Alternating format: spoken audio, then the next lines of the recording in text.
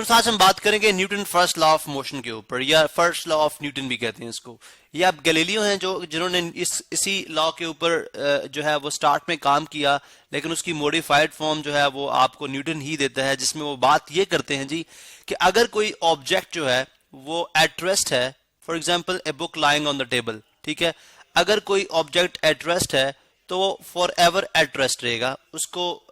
अगर उसके ऊपर कोई अनबैलेंस फोर्स अप्लाई ना की जाए। और इसी तरह अगर कोई बाइसिकल या अगर कोई बॉडी मोशन में है, जैसे बाइसिकल की बात हम कर रहे हैं, अगर कोई बॉडी मोशन में है, ठीक है, तो अपने मोशन को हमेशा के लिए कंटिन्यू रखेगी, ठीक है, यूनिफॉर्मली, यानी एक सर्टेन डायरेक्शन के अंदर यूनिफॉर्मली अपने मोशन को बरकरार रखेगी, बशर्ते ये कि उसके ऊपर कोई अनबैलेंस फोर्स ना अप्लाई की जाए। ठीक है, अब देखते हैं कि ये स्टोरी किस तरह से चलती है, यानी किस तरह से ये लॉ न्यूटन के माइंड में आया और गैलीलियो की क्या स्टेटमेंट थी। गैलीलियो ने सम लेट 1500 के अंदर ये बात हमें बताई थी, ठीक है,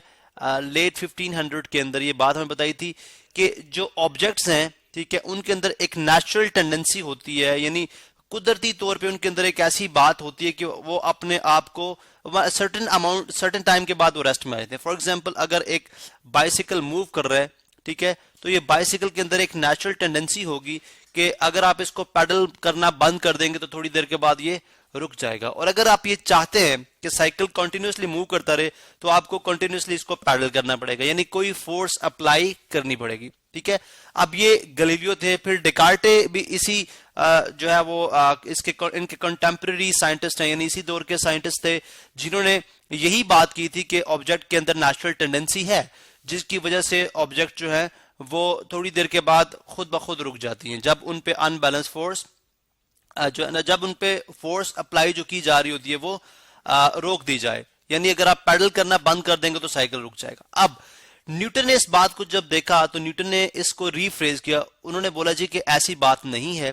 बल्कि न्यूटन ने ये बात नोट की कि अगर बॉडी के ऊपर कोई अनबैलेंस फोर्स अप्लाई ना की जाए तो बॉडी जो मूविंग है वो हमेशा मूव करती रहेगी। अब ये बड़ी एक कॉन्ट्राडिक्शन थी, यानी जो गैलीलियो ने बात की उससे ये बात अलग थी, ठीक है, डिफरेंट थी, उससे कॉन्ट्राडिक्ट कर रही थी कि गैलीलियो ये कह रहे हैं जी कि अगर बॉडी के ऊपर फोर्स अप्लाई की, अगर आप चाहते हैं कि बॉडी कंटिन्यूसली मूव करे तो आपको कंटिन्यूसली उसके ऊपर फोर्स अप्लाई करनी पड़ेगी, जबकि न्यूटन ये बात कर रहे हैं कि बॉडी जो है अगर आप चाहते हैं कि कंटिन्यूसली मूव करे तो उसके ऊपर कोई भी अनबैलेंस फोर्स अप्लाई ना करे, तो बॉडी जो मूविंग होगी वो कंटिन्यूसली मूव करेगी और जो बॉडी एट रेस्ट होगी वो फॉरएवर एट रेस्ट ही रहेगी। ठीक है, अब इस चीज को हमने अंडरस्टैंड किया जब, ठीक है, इसका माइक्रोस्कोपिक व्यू देखा तो हमें ये बात समझ आई कि न्यूटन की बात इस तरह से ठीक है कि अगर आप साइकिल को स्टडी करें under the influence of certain forces, for example ये साइकिल है,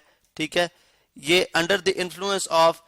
सर्टेन फोर्सेस अगर हम इसको देखते हैं, ठीक है, तो हमें ये बात समझ आती है जी कि इस साइकिल के ऊपर जब ये मोशन में होता है और जब आप पैडल करना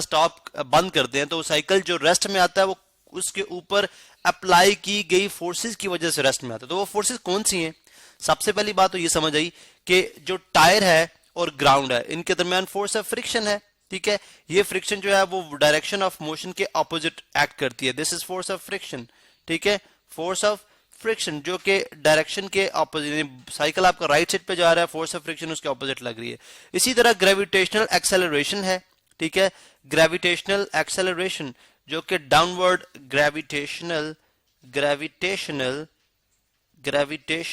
एक्सेलरेशन जो कि all the time downward act कर रहा है,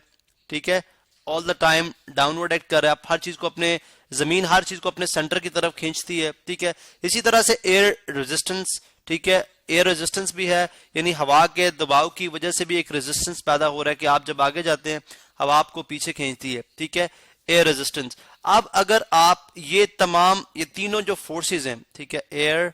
रेजिस्टेंस, अगर ये तीनों फोर्सेज जो हैं वो इनको जीरो कर दें और बॉडी को आप एक दफा पैडल करें तो फिर आपको बॉडी को पैडल करने की जरूरत नहीं रहेगी, बल्कि बॉडी कंटिन्यूसली मूव करती रहेगी, बॉडी कंटिन्यूसली मूव करती रहेगी। ठीक है, और इसी तरह अगर कोई बुक जो है, जैसे मैंने पहले बात की, अगर बुक एक टेबल पे पड़ी है और अगर कोई भी अनबैलेंस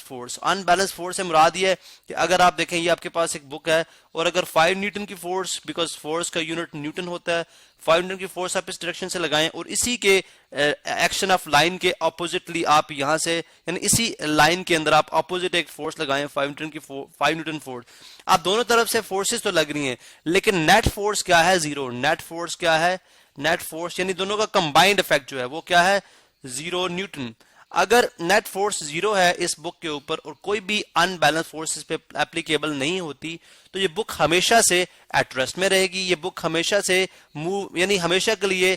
मुस्तकिल हो जाएगी, हरकत नहीं करेगी, ठीक है। और जो बॉडी मूव कर रही है तो वो यूनिफॉर्मली मूव करती रहेगी अगर कोई भी अनबैलेंस फोर्स ना हो, ठीक है। अच्छा, अब ये बात तो फर्स्ट लॉ ऑफ न्यूटन में आ गई। अब फर्स्ट लॉ ऑफ न्यूटन को हम लॉ ऑफ इनर्शिया भी कहते हैं। अब इसको देख लेते हैं, फर्स्ट लॉ ऑफ न्यूटन को लॉ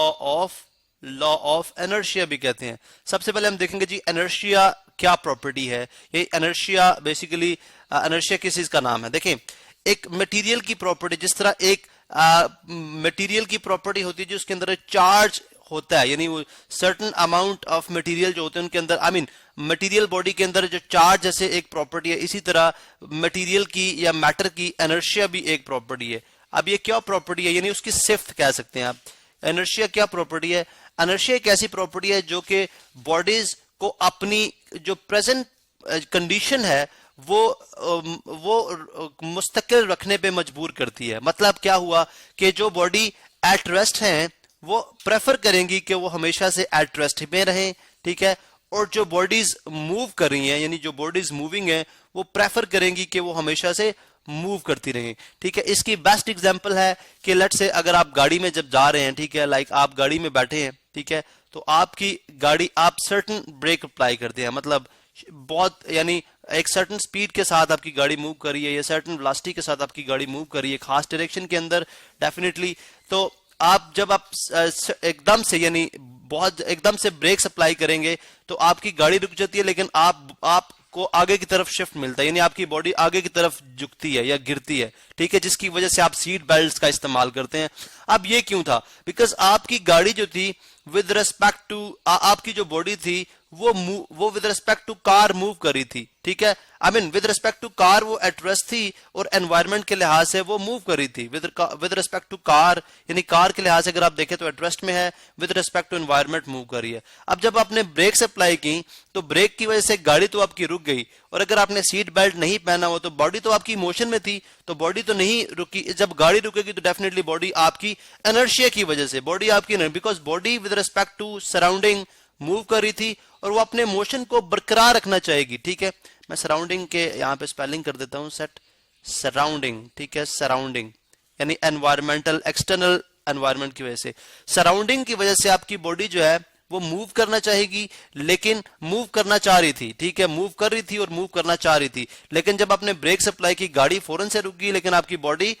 आगे की तरफ झुकती है बिकॉज वो मूव करना चाहती है। दिस इज कॉल्ड इनर्शिया, ठीक है, दिस इज कॉल्ड इनर्शिया। इसी तरह जो बॉडी एट रेस्ट होती है वो प्रेफर करती है कि वो एट रेस्ट में ही रहे, वो अपनी पोजीशन को चेंज नहीं करना चाहिए। This is, in this way हम इस लॉ को, Newton first law of motion को लॉ ऑफ इनर्शिया भी कह सकते हैं।